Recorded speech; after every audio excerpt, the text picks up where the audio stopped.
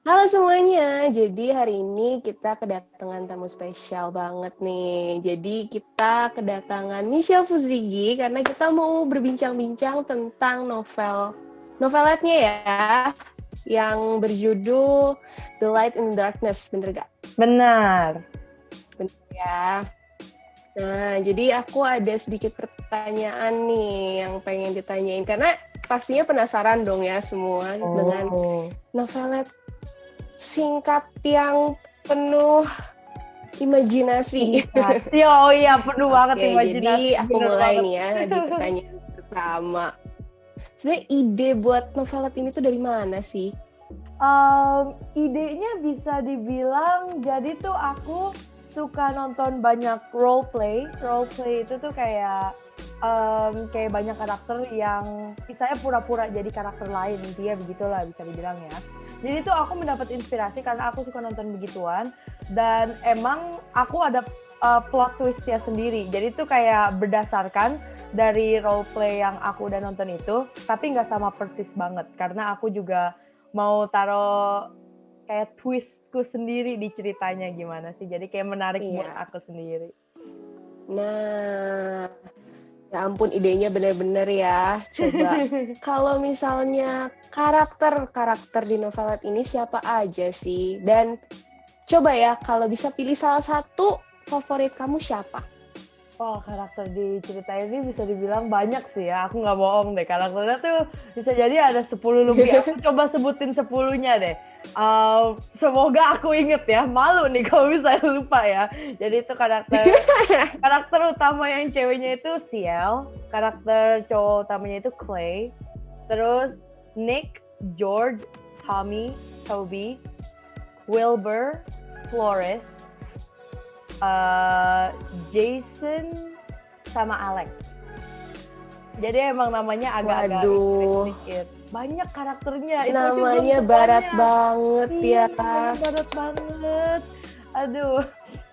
Nah, jadi itu coba kalau misalnya dipilih satu. Karakter kesukaanku tuh jujur aja karakter ceweknya. Jujur aja aku nggak bisa milih loh antara karakter cewek sama cowoknya loh, karena itu mereka berdua tuh bener-bener aku bikin tuh kayak sesuai imajinasi banget. Parah. Ya udah deh, aku pilih yang karakter cowoknya aja deh. Karakter cowok utamanya yaitu Clay. Alasan aku milih dia itu karena kalau misalnya ada cowok idaman, dia cowok idamannya. Itu tuh cowok idaman menurutku sendiri.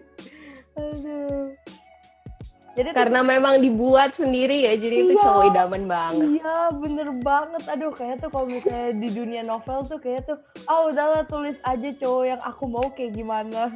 Walaupun gak bakal ada, cuman tulis aja udah.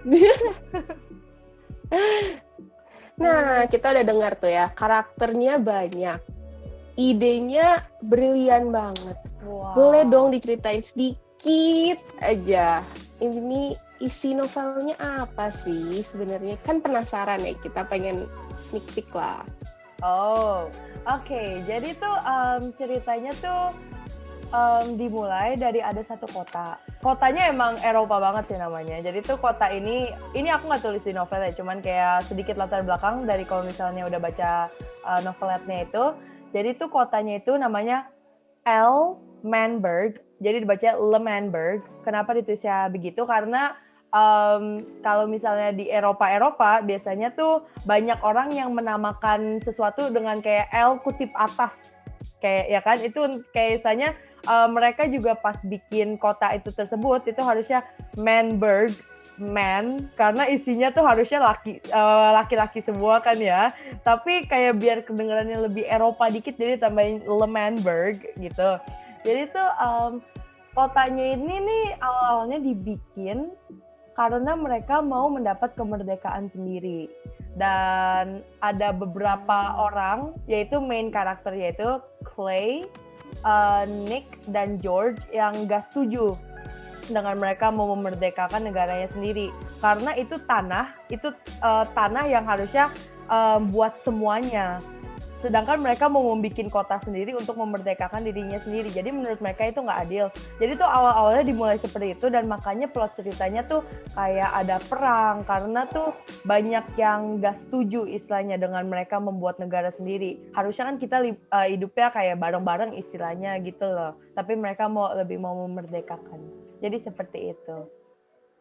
Aku nggak mau spoil terlalu banyak sih sebenarnya soal karakter cewek dan cowoknya. Pokoknya kayak ketika perang intinya ada aja pasti yang akan terjadi kan ya di antara cewek dan cowok istilahnya. Ada kayak gimana sih, hatinya tuh kayak berbunga-bunga dikit gitu loh.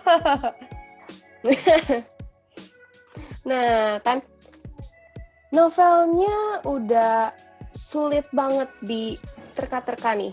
Kita mau tahu dong proses pembuatan noveletnya gimana sih? Sulit nggak? Sangat sulit.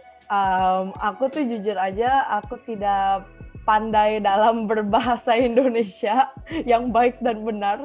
Jadi tuh aku selalu buka 2 tab biasanya. Satu buat KBBI untuk mengecek tulisannya benar atau enggak. Terus satu lagi buat Google Translate.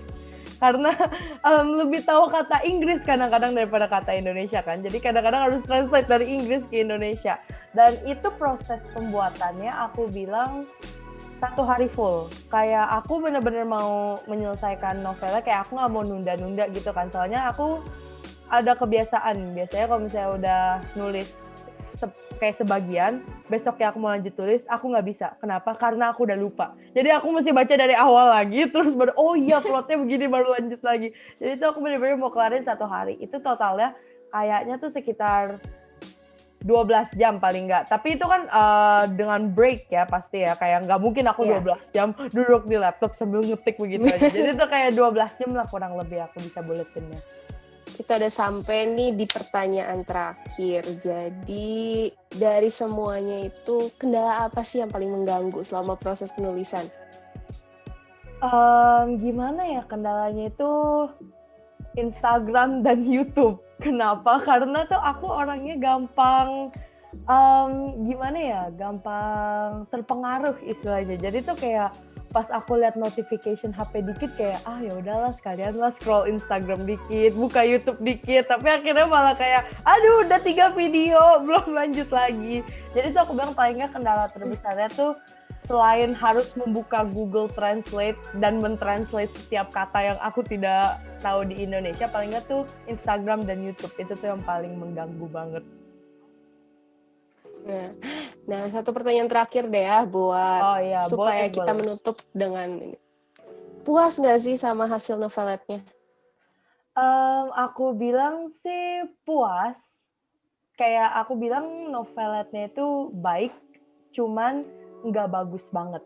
Karena sebenarnya aku mau manjangin dikit karena plotnya menurut aku tuh masih kayak kurang gitu. Ini tuh harus dicepet-cepetin dikit gitu prosesnya ya, karena kan novelet kan cuman 20 halaman kan ya paling nggak. Dan aku tuh kayak nggak mau terlalu lebih gimana sih. Jadi kayak ya udahlah, yang penting kan misalnya inti ceritanya ada, ya sudah, konfliknya juga udah ada, jadi udah kayak menurut aku bagus. Cuman kayak kalau misalnya aku bisa revisi dan mungkin menambahkan, mungkin aku akan menambahkan.